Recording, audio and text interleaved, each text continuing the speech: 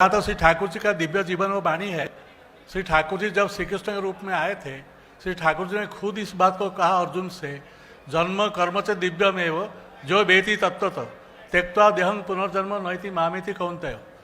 ठाकुर जी उस जमाने में कृष्ण भगवान के रूप में आके उन्होंने इस बात को कहा कि मेरा जन्म कर्म सब दिव्य है, उनका श्वास प्रश्वास से मनुष्य का कल्याण और मंगल होता है।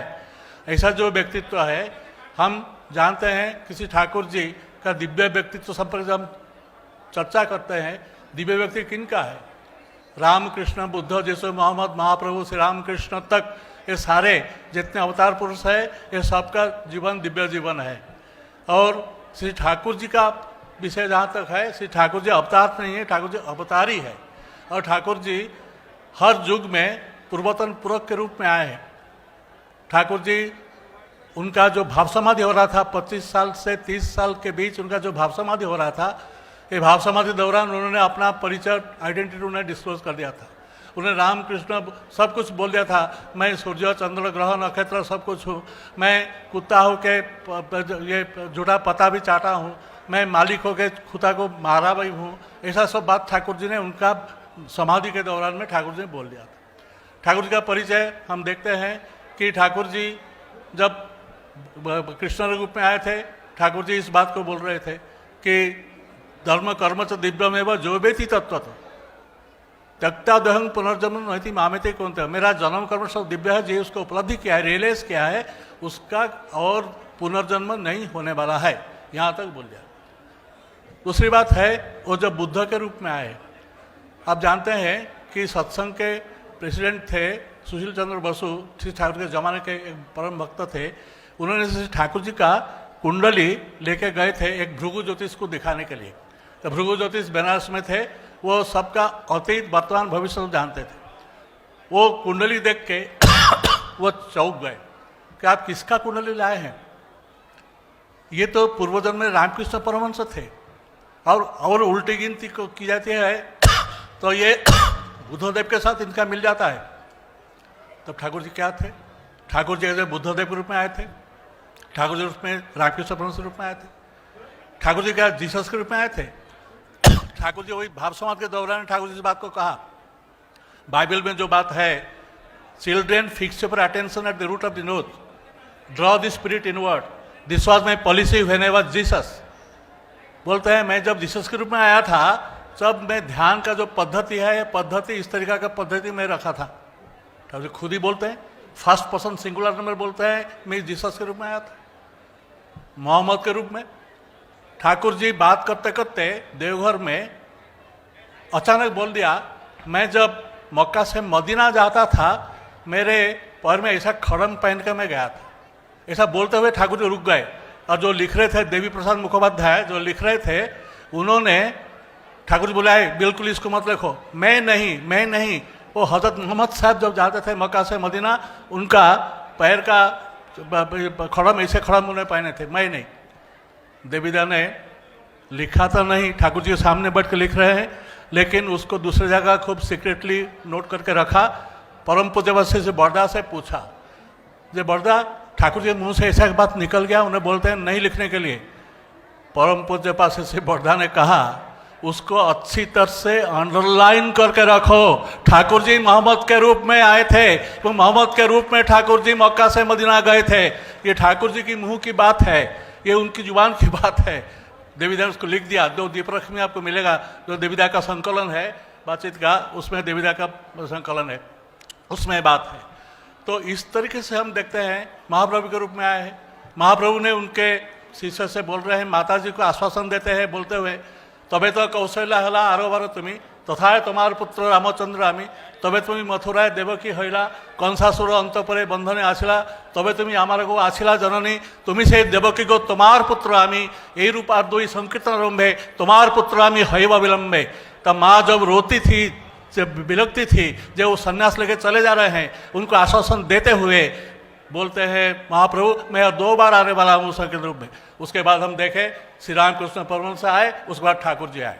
ठाकुर जी आके बोलते हैं, एक बार माँ के बाद ठाकुर जी खांसी हो रहा था, खांसी होता है, उन्होंने जनरली मनमोहन देवी से बोल रहे हैं, मेरा ऐसा खांसी क्यों हो रहा है, मैं क्या पूर्व जन्म में रामकृष्ण परमहंस था? जन ने उनको रोका, ऐसा मत बोलना चाहिए, उनको ये कर दिया, शांत कर दिया, ऐसा नहीं बोलना चाहिए।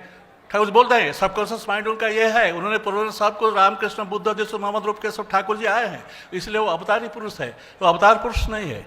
आप लोगों का सौभाग्य है, जन्म जन्मांतर का सौभाग्य है, जन्म जन्मांतर का पिता माता का कृति है, जिससे लिए आप आज श्री ठाकुर जी के शरण में आए हैं, उनका दीक्षा में दीक्षित हुए हैं। ये जन्म जन्मांतर का सौभाग्य आपके लिए है, इसका कोई बराबर नहीं हो सकता है।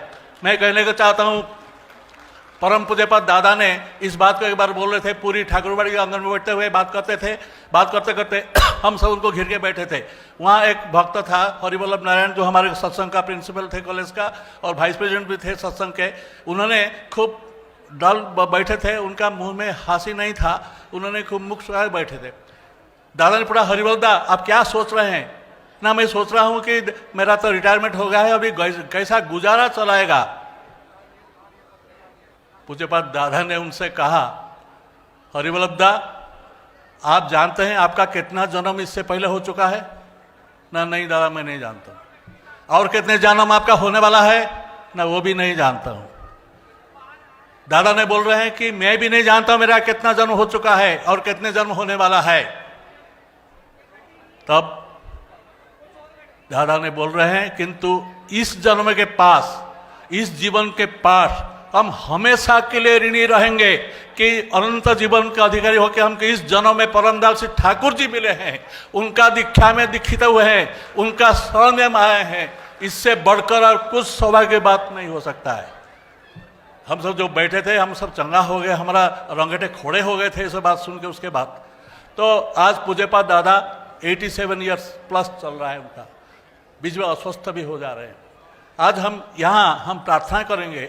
जे मैं बोला था इस बात को जब परम पूज्यपाद श्री बड़दा का बार सेंचुरी हो रहा था देवघर में, उस मीटिंग में मैं ये बोला था कि हम श्री ठाकुर जी का बार सेंचुरी किए थे जब ठाकुर जी हमारे बीच में नहीं थे। उसे 18 साल पहले ठाकुर जी चल बसे थे।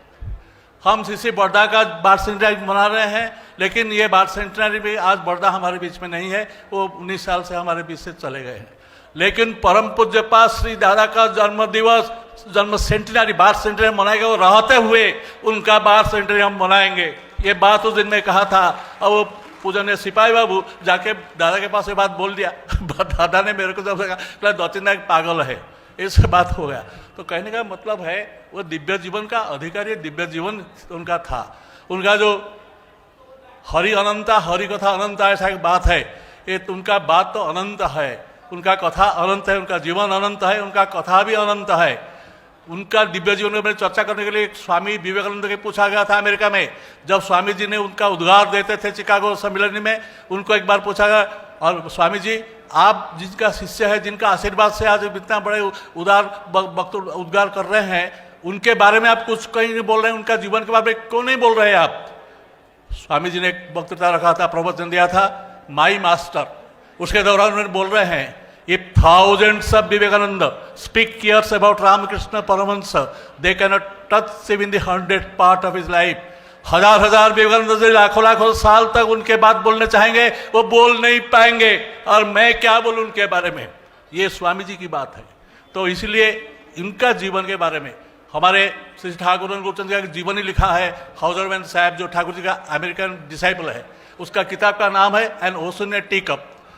ठाकुर जी ने 22,900 वाणी दे रखा है बंगला में, 2,500 वाणी दे रखे हैं अंग्रेजी में।